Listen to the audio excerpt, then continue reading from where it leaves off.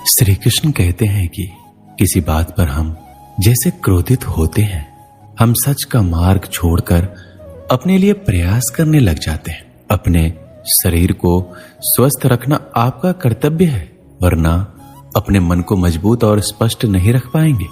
सच्चाई को अपनी जमीन बनाएं, सच्चाई को अपना घर बनाएं, क्योंकि दुनिया में इससे बड़ा कोई घर नहीं। ज्यादा बात करने वाले कुछ भी नहीं कर पाते और कुछ करके दिखाने वाले ज्यादा बात करने में यकीन नहीं रखते। अपना मन अच्छे कार्यों को करने में लगाएं, इसे बार बार करें, फिर आप देखेंगे कि आप खुशी से भर जाएंगे। इच्छाओं का कभी अंत नहीं होता। अगर आपकी एक इच्छा पूरी होती है तो दूसरी एक इच्छा तुरंत जन्म ले लेती है।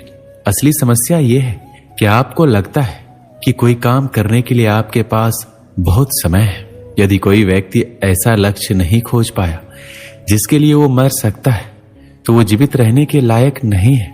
संसार में कोई भी चीज कभी भी अकेले मौजूद नहीं होती। हर चीज का संबंध तमाम दूसरी चीजों से होता है। अगर आपको मेरी तरह बांटने की शक्ति के बारे में पता होता तो आप कभी भी बिना बांटे हुए भोजन नहीं करते। अधिक सीधा होना भी ठीक नहीं है, क्योंकि सीधे पेड़ को अक्सर ही काट लिया जाता है और टेढ़े पेड़ों को छोड़ दिया जाता है। किसी की गरीबी देखकर रिश्ता मत तोड़ना, क्योंकि जितना मान सम्मान गरीबों के घर मिलता है उतना अमीरों के घर पर नहीं। खुशी से संतुष्टि मिलती है और संतुष्टि से खुशी मिलती है, परंतु फर्क बहुत ही बड़ा है। खुशी थोड़े समय के लिए ही संतुष्टि देती है और संतुष्टि हमेशा के लिए खुशी देती है। सच्चाई की राह पर चलना फायदे की बात होती है, क्योंकि उस राह पर भीड़ बहुत कम होती है। कोहरे से एक अच्छी बात सीखने को मिलती है। जब जीवन में रास्ता ना दिखाई दे रहा हो तो दूर तक देखने की कोशिश व्यर्थ है। एक एक कदम चलते जाओ, रास्ता खुलता जाएगा। इंसान के दुख के दो प्रमुख कारण हैं। पहला, दूसरों से अत्यधिक अपेक्षा करना, और दूसरा, खुद को कम से कम बदलने की कोशिश करना। मैं हमेशा मासूम होने की कोशिश करता हूं, लेकिन ये जिंदगी और समय प्रतिदिन समझदार बनाए जा रही है। हम क्या करते हैं इसका महत्व कम है, किंतु हम किस भाव से करते हैं उसका महत्व बहुत है। मीठी जुबान, अच्छी आदतें, अच्छा व्यवहार और अच्छे लोग हमेशा सम्मानित होते हैं।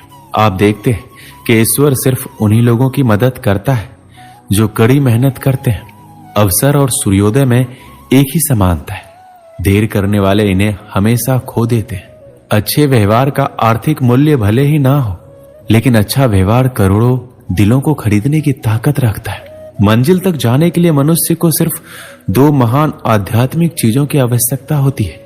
पहला, दूसरों की गलतियों को भूलना, और दूसरा, अपने अंदर अच्छाई लाना। जीवन में इतना महत्व नहीं रखता कि आप शारीरिक रूप से कितने ताकतवर हैं, जितना कि आप मानसिक रूप से मजबूत हैं। मेहनत वह सुनहरी चाबी है जो बंद भविष्य के दरवाजों को भी खोल देती है। एक दिन तुम जागोगे और पाओगे कि उन चीज को करने के लिए समय नहीं बचा जो तुम हमेशा से करना चाहते थे। इसलिए जो भी करना है अभी कर लो। लोग आपके बारे में क्या सोचते हैं ये उतना महत्वपूर्ण नहीं जितना कि आप अपने बारे में क्या सोचते हो।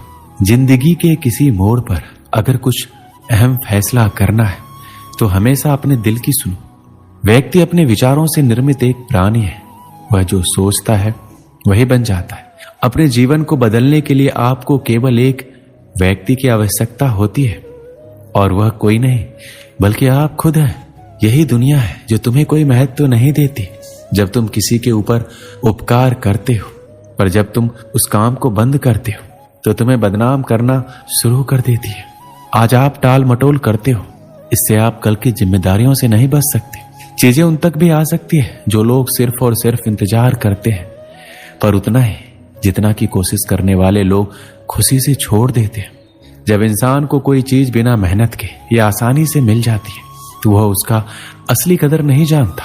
अगर तुम उस वक्त मुस्कुरा सकते हो जब तुम पूरी तरह से टूट चुके हो, यकीन कर लो दुनिया में तुम्हें कोई और नहीं तोड़ सकता। जीवन में कभी आपको किसी चीज से डर लगे तो कभी अपने ऊपर हावी मत होने दो, बल्कि उस पर हमला करके उसे खत्म कर दो। सफलता की खुशी मनाना अच्छा है, पर उससे अधिक आवश्यक है कि आप अपने असफलता से सीख लो।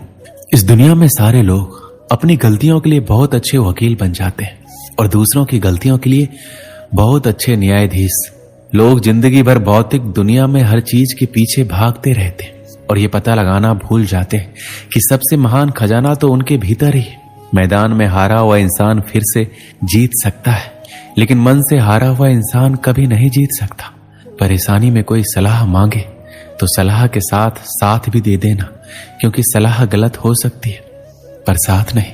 कांटों पर चलने वाले अपनी मंजिल पर जल्दी पहुंचते हैं, क्योंकि कांटे कदमों की रफ्तार बढ़ा देते हैं।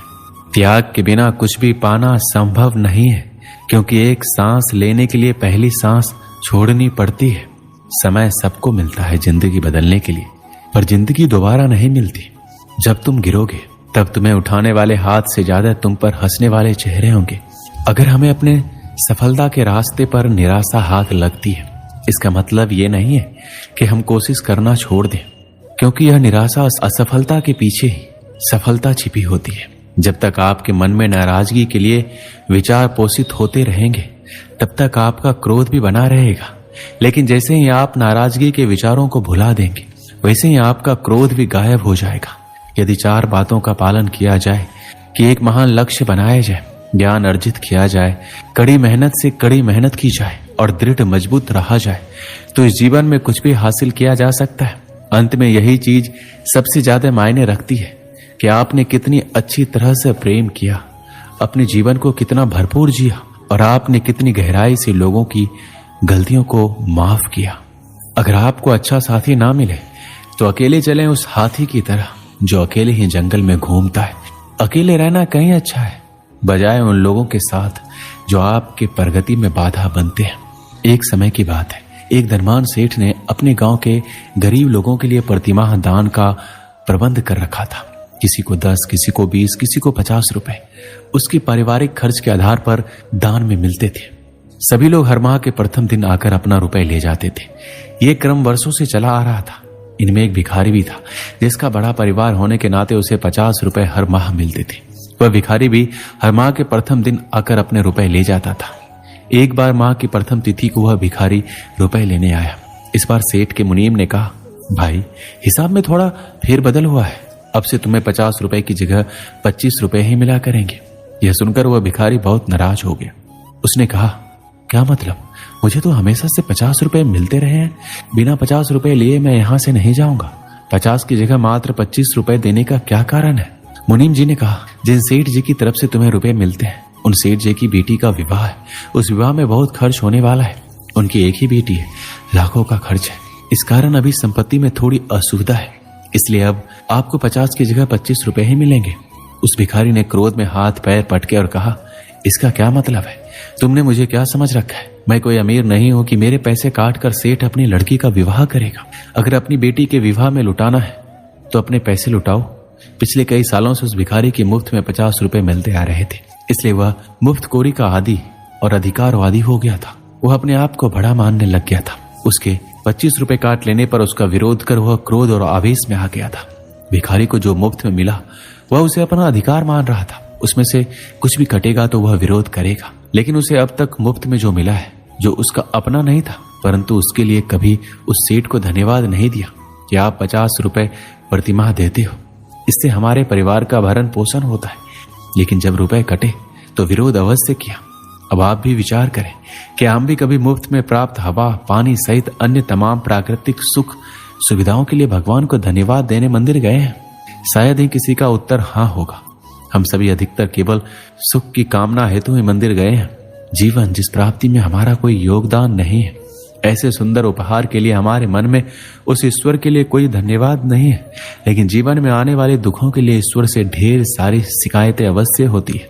जब भी हमने भगवान को पुकारा है तो केवल किसी पीड़ा या दुख निवारण हेतु ही पुकारा है। क्या आपने कभी धन्यवाद के लिए भगवान को पुकारा है? विचार अवश्य कीजिएगा और हमें कमेंट में अवश्य लिखिए।